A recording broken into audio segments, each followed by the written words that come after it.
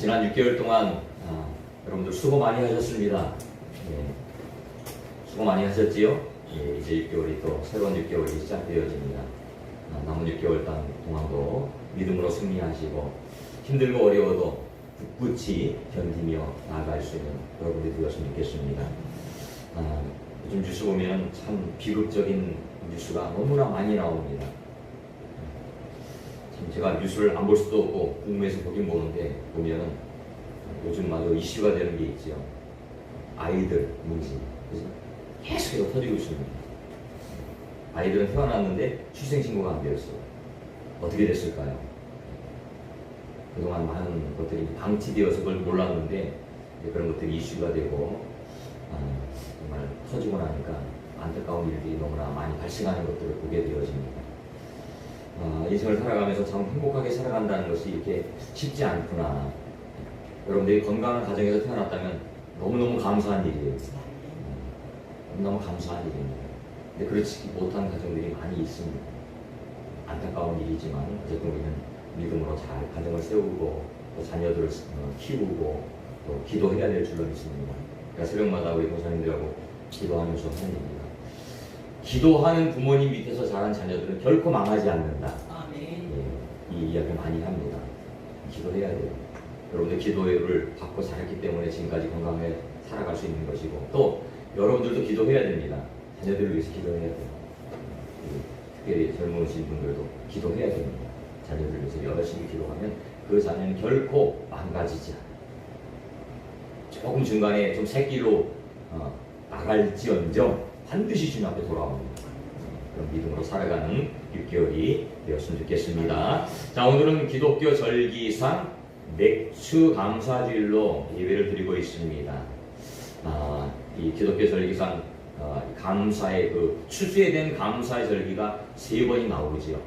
첫 번째는 초실절입니다. 오늘 말씀 9절을 한번 읽어볼까요? 9절 한번 읽어봅니다. 시작.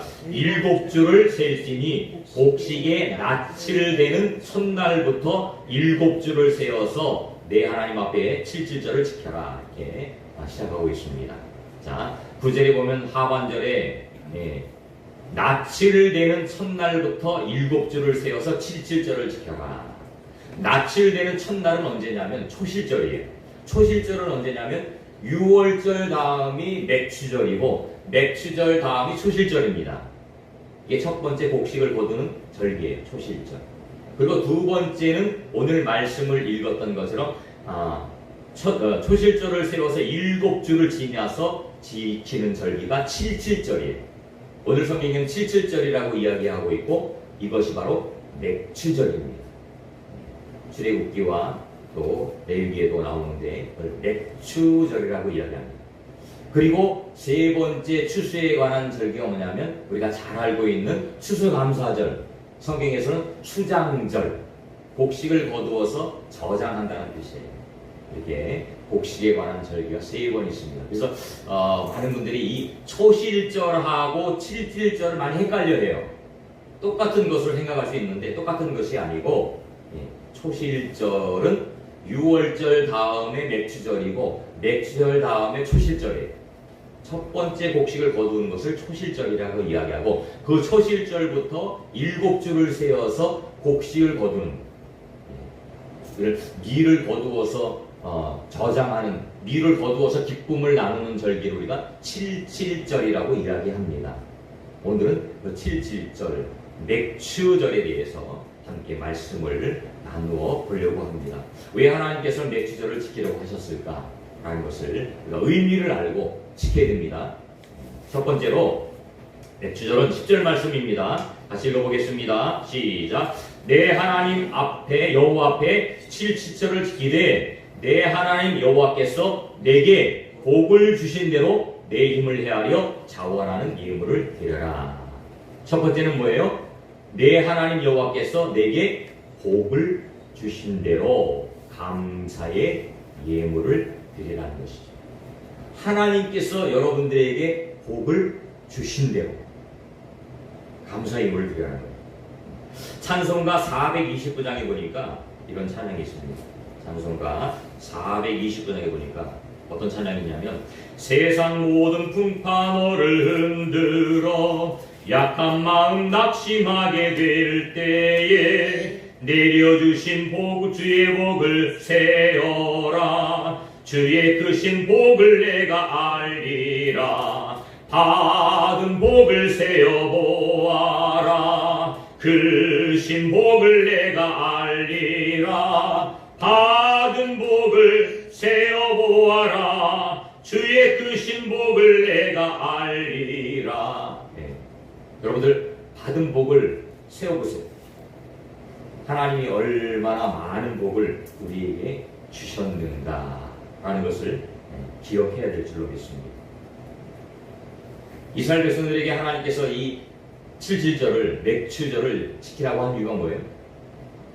이스라엘 백성들은 애굽에 있었는데 그 이스라엘 백성들을 하나님이 수원하셨어요. 그리고 땅을 주셨어요. 그리고 그곳에 들어가서 농사를 지었어요.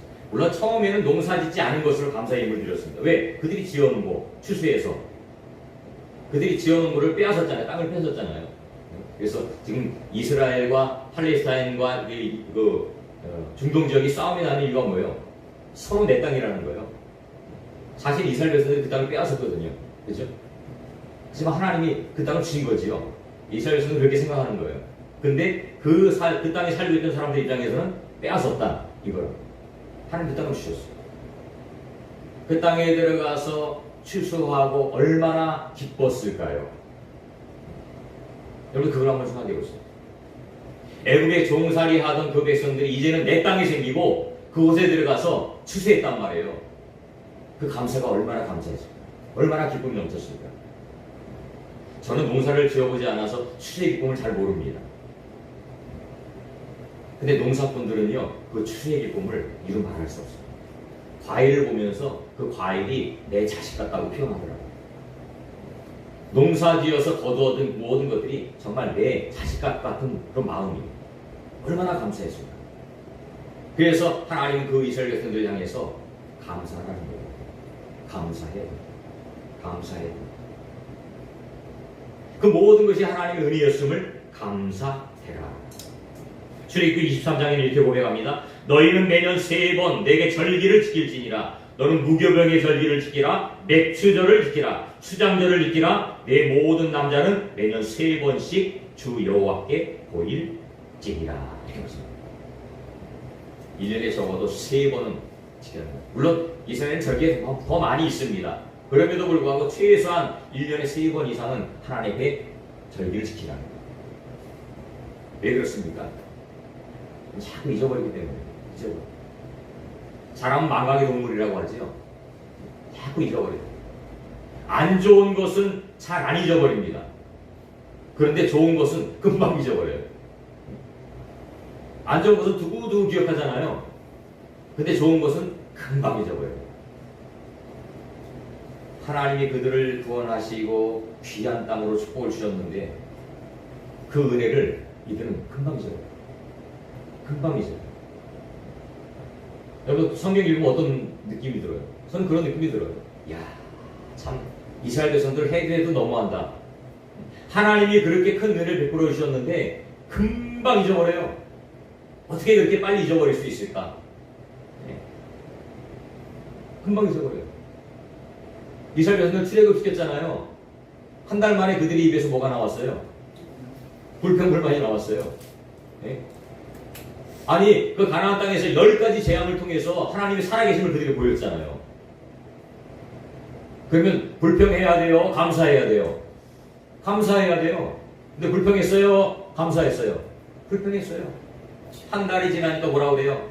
야, 왜 우리를 이곳으로 불러내어서 여기에는 무엇도 없고 무엇도 없고 무엇도 없고 살겠다 죽겠다예요. 죽겠다. 어떻게 고백해야 되는데요? 하나님 감사합니다. 하나님 감사합니다. 이곳으로 인도해 주셔서 감사합니다. 이렇게 고백해야 되는데 그들의 입에는 뭐가 나와요? 불평과 불만이 안 오는 거예요. 그러니까 감사할 것은 금방 잊어버려요. 근데 불평해야 될 것은 잊어버리잖아요. 이게 우리의 모습이에요. 그 이스라엘 백성들의 모습이 바로 저와 여러분들의 모습이에요. 우리 6개월 동안 생각해 보세요. 감사할 게 많아요? 아니면 불평할 게 더 많아요? 감사할 때 저는 감사할 게 훨씬 더 많아요. 저는 감사할 게 훨씬 더 많아요. 그런데 자꾸 그 감사를 잊어버린다는 거예요. 그게 우리의 문제라는 거예요. 한없이 감사해야 되는데 자꾸 조그만 거 한 가지 마음속에 들지 않는 게 있으면 그걸 가지고 불평하고 불만하고. 그게 이스라엘 백성의 모습이고 결국 저와 여러분들의 모습이라는 거예요. 지난 6개월 한번 생각해 보세요. 우리에게 감사해야 될 것이 무엇이지? 첫 번째로는요, 여러분들이 이렇게 건강한 모습으로 살아있다는 게 감사해요. 네? 건강한 모습으로 살아있다는 게 감사해요. 내 발로 다닐 수 있는 곳 다니고, 음식도 맛있는 거 먹을 수 있고, 항상 이야기하지만요, 아픈 사람은요, 음식을 안만 좋은 거 줘도 못 먹어요. 맛있는 거 먹을 수 있는 게 감사해요. 또 다리가 아픈 사람들은요, 가고 싶어도 마음대로 못 가요. 여러분 교회 나와. 내 발걸음으로, 내 의지로 교회에 걸어 나올 수 있다는 것도 감사해요. 그리고 또 수많은 것들을 우리 누렸어요. 수많은 것들을 누렸어요. 이게 감사하죠. 감사해요. 제가 항상 하는 얘기지만 감사는요. 쫓아보세요. 감사는 감사를 낳는다. 감사를 낳는다. 내가 감사하면요. 더 좋은 감사거리가 생긴다. 불평하면요, 불만하면요, 투정하면요, 또 더 투정할 거리가 생겨요. 감사해요. 감사. 하나님이 우리에게 무리한 것을 요구하는 게 아니에요. 저와 여러분들에게 무리한 것을 요구하는 게 아니에요. 감사할 것에 대해서 감사하라는 거예요. 그래서 다시 한번 읽어볼게요. 10절 말씀. 다 읽어봅니다. 시작. 내 하나님 여호와 앞에 77절을 지키되 내 하나님 여호와께서 내게 복을 주신 대로 내 힘을 헤아려서 자원하는 예물을 드리라. 하나님은 억지로 하는 것을 기뻐하지 않습니다. 억지로 하는 것을 절대 기뻐하지 않아요. 자원하는 마음. 또 내 힘에 감당할 수 있을 만큼이에요. 억지로가 아니에요. 감사의 조건만큼이에요. 하나님이 우리에게 베풀어 주신 은혜만큼이에요. 감사합니다. 물론 물질로도 감사해야 되겠지만 우리 마음으로도 감사해야 돼요. 하나님 감사합니다. 하나님 감사합니다. 이렇게 6개월 동안 무탈하게 잘 지내게 도와주시며 감사합니다. 제가 늘 기도하면서 그런 기도를 많이 해요. 하나님, 오늘도 어제와 같은 오늘이 되게 해주세요. 왜? 어제 별일 없었거든요. 어제 별일 없음에 감사하는 거고 오늘도 별일 없음에 별일 없게 살아갈 수 있도록 도와주세요. 이건 기도예요. 세상을 살아가면서 수많은 사건과 사고들이 있잖아요. 어떨 때는 막 우리 애들이 아프고 우리 특히 하영이가 많이 아픈 편인데 우리 중에서 안 아파도 감사한데 그걸 말씀드렸잖아요. 처음에 여기 주안와갖고 교회에 찍었더니 내가 맨날 배가 아파갖고요. 1년에 12번인가 13번을 입원했어요. 1년에. 입원하면 보통 일주일, 길게는 뭐 2주일. 그렇게 계속 입원하니까요. 목회도 잘 안 되더라고요. 우리 사모는 병원에 가서 같이 자야 되고 이게 막 패턴이 흔들리기 시작해요. 물론 물질도 많이 빼앗기게 되고 병원에 입원하면 뭐 좀 많이 들어가잖아요. 건강해. 건강해. 지금 건강해 보여요. 감사. 자기 스스로 또 건강해지려고 많이 노력하더라고요. 운동도 하고 하고. 그러니까 별일 없는 게 감사한 거예요. 무탈한 게 감사한 거예요. 이걸 또 여러분들 건강하게 잘 지내잖아요. 그죠? 별일 없이 잘 지내왔잖아요. 감사하고. 또 앞으로 남은 6개월 동안 7월 2일인데 우리가 살아가면서 어려움 없이 지낼 수 있도록 하나님 도와주세요. 이런 감사를 드립니다. 6개월 동안 우리 필요한 모든 거 채워주셨죠. 물질로 채워주셨죠. 건강으로 채워주셨죠. 모든 거 채워주셨죠. 감사한 거죠. 근데 이스라엘 백성들은 지금 이 신명기는 마지막에 가나안 땅에 들어가기 바로 직전에 모세가 이스라엘 백성들을 향해서 다시 말하는 거예요. 그죠? 다음 세대들, 그 땅에 들어가서 살 다음 세대를 향해서 말하는 거예요. 너희들 그 땅에 들어가면 내 규례를 지켜. 그런데 이들이요, 그 땅에 들어가면 지킬까요, 안 지킬까요? 안 지켜요. 안 지켜요. 참, 이게 참 문제예요. 우리도 하나님 앞에 구원받았는데 구원의 은혜에 감사해야 되는데 이게 잘 안 된다는 거예요. 이게 잘 안 된다는 거예요. 감사해야 됩니다. 감사. 항상 기뻐하라. 쉬지 말고 기도하라. 그 다음에 뭐예요? 엄사에 감사하라. 이것이 하나님이 우리를 향한 뜻이래요. 여러분, 감사가 넘치는 삶이 되기로 합니다. 아멘. 감사가 넘치면 행복해요. 감사가 넘치면 행복합니다. 여러분, 조그만 거에도 감사해보세요. 조그만 것도 감사해보세요. 그럼 행복하게 살 수 있어요. 행복하게 살 수 있어요. 근데 이 감사가 메마르면요, 우리 인생이 메마르기 시작해요. 감사가 사라지기 시작하면 우리 인생이 고달프기 시작합니다. 감사하는 감사. 내게 주신 복에 감사해요. 감사. 더 많이 감사하시기 바랍니다. 아멘. 더 많이 감사하면 더 많이 행복해질 수 있어요. 아멘. 두 번째로는 11절 말씀입니다. 다시 한번 읽어볼까요? 시작. 너와 내 자녀와 노비와 내 성중에 있는 레위인과 및 너희 중에 있는 객과 고아와 과부가 함께 내 하나님 여호와께서 자기 이름을 두시려고 택하신 곳에서 내 하나님 여호와 앞에서 즐거워할지니라. 두 번째로는 이웃과 함께 기쁨을 나누라. 함께 나누는 절기라는 거예요.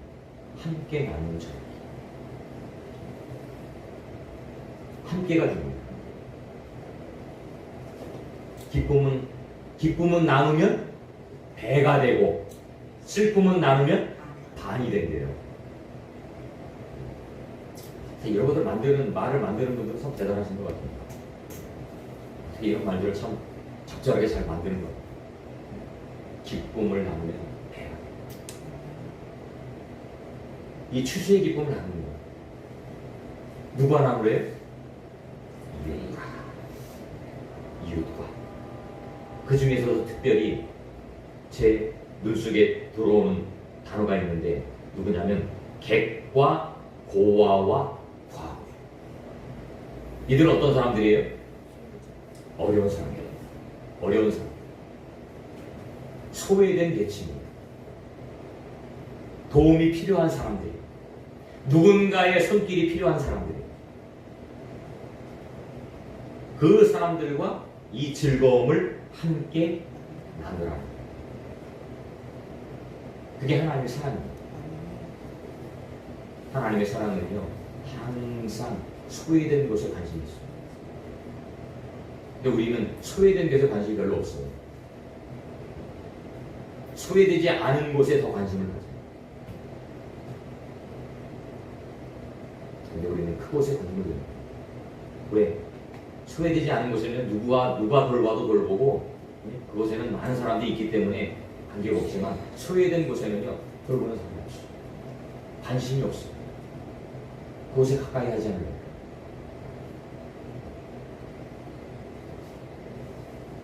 우리 주위에는 어떤 목사님이 이주민 사역을 하는 목사님이 있는데, 이분이 목회를 잘했어요. 한국 사람들 목회를 한 거예요. 처음에 목회를 해서 교회가 한 100여 명 정도 성도들이 왔어요. 그러고 나서 하루는 길을 지나가는데 어떤 외국인이 길에 앉아갖고 이렇게 막 쓰러져 있더래요. 그래서 갔어요. 가서 물어본 거예요. 이분이 영어를 잘해요. 물어봤더니 왜 그러냐? 그랬더니 여차저차 자기 얘기를 하는데, 자기가 한국에 와서 공장에 가서 일을 하는데 그 공장의 그 업주가 자기 밀린 월급 6개월치를 안 주고 내가 그 월급을 달라고 했더니 이 공장의 사장님이 자기를 때려서 이렇게 됐다. 이렇게 됩니다. 이 목사님이 이제 그 청년을 데려다가 교회에서 이렇게 재우면서 그 일을 처리를 해준 거예요. 처리를 해줬어요.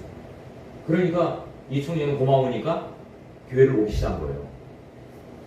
오기 시작한 거예요. 그래서 그런 일들이 이제 소문이 난 거예요. 주위에. 그런 사람들이 많이 있을 거 아니에요. 돈 안 주고 때리고 그런 사람들이 많이 있을 거 아니에요. 소문 해갖고 한두 사람씩 모이기 시작하네. 왔어요. 그러니까 이쪽에는 이제 그 전에 있던 성도님들이 예배를 드리고 이쪽에는 새로 이제 그렇게 와서 이주민들이 예배를 드리기 시작한 거예요. 그런데 문제가 생겼어요. 어떤 문제가 생겼냐? 이주민들이 오고 이런 사람들이 오다 보니까 이 사람들이 싫어하는 사람이죠. 이주민들이 교회 오는데 깔끔하게 정장 입고 오고 막 이렇게 하고 오겠어요? 일하던 그대로 땀 냄새 나는 옷. 우리가 좋은 환경에서 빨래하고 이러니까 옷이 냄새가 안 나지만 이주민들은 이주민이 아니라 와서 이주 노동자들은 그 좋지 않은 환경 속에서 빨래 방에다가 넣어놓고 그냥 마르면 대충 입고 오면 그 꿉꿉한 냄새 나고 그러잖아요. 그런 옷을 입고 와서 예배를 드리니까 한국 사람들이 싫어합니다. 목사님한테 딱 이야기하는 거예요. 목사님, 할 얘기가 있습니다. 뭡니까? 목사님 결정을 하세요. 이주민 목회를 할 건지 한국 사람 목회를 할 건지 결정을 하세요. 우리 저 사람들하고 같이 예배를 못 드리겠습니다. 참 어려운 문제가 시험이 온 거예요. 이 목사님이 한참 기도하고 그래서 이렇게 선포를 했어요. 여러분들 마음은 충분히 제가 이해하고 알겠습니다. 하지만 여러분들은 우리 교회를 떠나도 이 주위에 아니면 다른 곳에 얼마든지 교회를 가실 수 있습니다. 하지만 이 이주민들은 내가 돌보지 않으면 이곳에서 정말 힘든 시간들을 보낼 수밖에 없습니다. 정말 안타깝지만 저는 이들을 선택할 수밖에 없습니다. 그랬더니 한국 교인들이 다 떠났어요.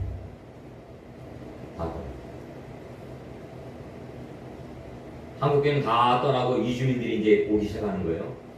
근데 이주민들이 오면서 문제가 생겼어요. 무슨 문제가 생겼을까요? 물질적인 문제가 생깁니다. 한국교회 성도들은 와서 11조를 하고 헌금을 하고 하는데 이주민들은요 돈 벌러 온 사람들이니까 헌금을 못해요. 헌금을 하기는커녕 교회에서 도와줘야 돼요. 어렵다고 하면 그 교회에서 재워주고 밥 해주고 막 이렇게 해야 되는 거예요. 그래서 몇 년 동안을 진짜 힘들게 교회를 했어요. 심지어는 전기가 끊길 정도로. 이게 미납이 되어지니까 나중엔 전기를 끊어버리더만요. 그것도 한겨울에 간증을 하는데 겨울에 추워갖고 그 PT병이 있죠. PT병에다 뜨거운 물 넣어갖고 거기 안고 잤대. 이렇게 힘든 시간들을 보내요. 그러면서 시간이 지나면서 이제는 한두 번씩 또 한국 사람이 오셔. 하나님 부셔주기 시작한 거예요. 지금은 한국 사람들도 많이 있고 이주민들도 많이 있습니다. 목사님이 한국말로 설교하고 영어로 설교하고 동시에 해요. 한국말로 설교하고 영어로 설교하고 한국말로 한 줄 읽고 영어로 한 번 설교하고 이렇게 그 사역을 하는 거예요. 지금 많이 이제 여유도 생기고 좋아져서 하나님의 은혜로 그 고백을 하는 거예요. 그런데 말씀처럼 객과 고아와 과부를 돌볼 수 있는 마음, 이게 쉬운 게 아니더라고요. 쉬운 게 아니에요. 만약에 목사님이 그 당시에 그 성도들의 의견에 의해서 그 이주민들을 픽하지 않았다면 어떻게 됐을까요? 물론 교회가 더 부흥할 수도 있었겠지. 더 큰 일을 할 수도 있었겠지. 하지만 그 이주민들은 어때요? 이 목사님 생각은 뭐예요? 그 이주민들을 잘 말씀으로 양육해서 그들이 돌아가서 그 나라에 돌아가서 좋은 믿음의 일꾼이 되어지는 거예요. 좋은 믿음의 일꾼을 세우는 거예요. 그 일을 감당하는 거예요. 근데 그들을 세우기 위해서는 끊임없이 많은 것들을 투자해야 돼요. 섬겨야 되는 거예요. 나누어야 되는 거예요. 이게 그리스도의 마음이거든요. 그렇죠? 이게 예수님 마음. 근데 우리 주위에도 분명히 이렇게 도움을 필요로 하는 영혼들이 있다는 거예요. 그 영혼들을 살피는 것이 바로 예수님의 마음입니다. 마지막으로 세 번째는 12절 말씀입니다. 같이 읽어봅니다. 시작. 너는 애굽에서 종되었던 것을 기억하고 이 규례를 지켜 행할지니라. 이거 뭐냐면 구원의 감사입니다. 구원의 감사. 애굽에 있을 때는 종이었지만 이제는 너희는 종이 아니다. 자유자의 신세가 자유자의 몸이 되었다. 기억해야 됩니다. 우리도 원래는 마귀의 종이었어요. 하지만 예수님께서 우리를 구원하셨어요. 피값을 통해서 저와 여러분들을 구원하셨다는 것. 그러면 마땅히 뭐 해야 돼? 감사해야 돼. 감사해야 돼. 정말 춤을 추며 감사해야 돼. 날마다 우리 감사해야 돼. 근데 감사가 몇 많아집니다. 점점 많아져. 그래서 항상 하는 얘기가 첫사랑을 회복하자. 여러분들 처음에 예수님 만났을 때 그 첫사랑 기억하세요? 얼마나 기쁘고 얼마나 감사했어요. 그죠? 그때는 세상 뭐 아무것도 필요 없어요. 물질이면 명예면 뭐 권력이면 이런 거 아무 관심 없어요. 소용없어요. 주님 만난 거 자체만도 감사했어요. 근데 어느 순간부터 그 감사는 점점 식어지고 세상에 우리 눈길이 돌아가기 시작합니다. 명예에, 물질에, 권력에 마음을 뺏기 시작합니다. 그걸 우리가 타락이라고 표현하지만 우리의 삶이 점점 그렇게 되어집니다. 주님보다도 더 세상을 사랑합니다. 주님보다도 더 그 어떤 것을 사랑합니다. 이건 우상이거든요, 사실. 그죠? 예수님보다 사랑하는 그 무엇이 있다면 그게 우상이에요. 돈을 더 사랑한다면 돈이 우상입니다. 명예를 더 사랑한다면 명예가 우상이 되어집니다. 그러면 안 된다는 거죠. 우리는 늘 구원의 은혜에 감사하는 삶을 살아가야 될 줄로 믿습니다. 감사는 감사를 낳는다. 이거 절대 잊어버리면 안 됩니다. 감사는 감사를 낳는다. 여러분들이 감사를 더 많이 할수록 우리 삶은 더 감사가 넘치게 되겠습니다. 그래서 저는 집에서 교회까지 걸어올 때 된다고 했잖아요. 하나님 감사합니다. 하나님 감사합니다. 하나님 감사합니다. 이 고백을 하면서 와요. 하나님 사랑합니다. 하나님 사랑합니다. 하나님 사랑합니다. 하나님 찬양합니다. 하나님 찬양합니다. 하나님 찬양합니다. 걸어오면서 계속 그 고백. 그럼 이 새벽에 앉아 여기 가게상에 앉아서 기도할 때 오늘도 하나님과 동행하는 삶을 살고 있습니다. 하나님의 은혜 속에 살아가는 귀한 날이 되어지겠습니다. 하나님의 임재를 늘 경험하며 살아가는 삶. 하나님과 나와 함께 한다는 그 생각을 가지고 살아가는 삶. 이게 기도잖아요. 딴게 기도가 아니에요. 이게 예배예요. 우리가 물론 이 시간에 와서 이렇게 예배 드리는 것도 예배지만 우리의 삶 속에서 하나님을 기억하고 살아가는 게 예배예요. 그게 삶의 예배예요. 근데 순간순간 우리는 그걸 잊어버리는 거예요. 하나님을 잊어버리고 내 생각에 의해서 내 뜻에 의해서 살아갈 때가 많이 있어요. 주님을 그냥 주님 잠깐만 계세요. 제가 하고 싶은 거 하고 제가 필요하면 부를게요. 이럴 때가 너무 많이 있다는 거예요. 주님은 그렇게 하면 슬퍼하시겠죠. 늘 함께 하시기로 합니다. 우리가 친구와 노는데 아연이하고 저하고 노는데 야 너는 끼지 마 그러면 얼마나 슬퍼요, 그죠? 싫잖아요. 같이 가야 기쁜 것이. 예수님 마찬가지예요. 예수님도 함께 하고 싶은데 예수님은 잠깐만 계세요. 우리끼리 좀 뭐 좀 하고요. 이런다면 예수님 얼마나 슬퍼하실까? 늘 함께하는 삶을 살아야 됩니다. 주님과 함께하는 삶. 주님을 배제하는 삶이 아니고 주님이 나와 동행하시고 나의 모든 삶을 이끌어 주시고 나의 모든 것을 필요를 아시고 채워주시는 분이 그 하나님입니다. 이것을 인지하고 살아간다면 그보다 더 큰 은혜는 없을 줄 모르겠습니다. 이제 전반기가 마쳤습니다. 후반기로 우리 또 새롭게 시작하는 겁니다. 하나님이 하루를 주시고 일주일을 주시고 한 달을 주시는 이유는 뭐겠어요? 다시 리플레시하는 거예요. 다시 새로운 마음을 가지고 걸어가는 거예요.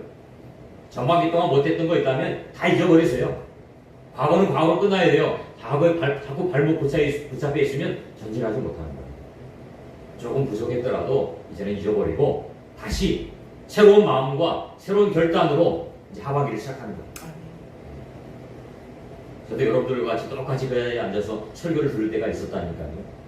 근데 그때 목사님들이 하는 얘기는 뭐 그럴 수 있지, 그런 거지라고만 생각했어요. 그 당시에는.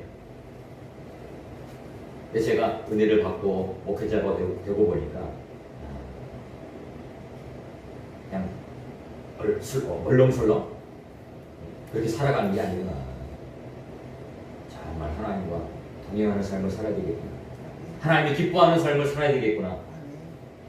내가 원하는 삶이 아니고 하나님이 원하는 삶을 살아가야 되겠구나. 이 다짐과 이 믿음이 생겨지는 거예요. 그래서 바울이 고백했던 것처럼 내가 먹든지 마시든지 무엇을 하든지 다 하나님의 영광을 위해서 하겠다라고 고백했던 그 고백이 하나님 저의 고백이 되게 해주세요. 이렇게 기도하는 거예요. 여러분들의 고백이 되게 해주세요. 이렇게 기도하는 거예요. 저는 여러분들을 위해서 새벽마다 기도하는 거예요. 여러분들 믿음이 잘 성장되어서 아름다운 열매를 맺을 수 있도록. 여러분 열매 맺어야 됩니다. 열매 맺어야 돼요. 믿음의 열매를 맺어야 돼요. 반드시 열매를 맺어야 돼요. 열매 맺지 않으면 하나님이 책망하시는 거예요.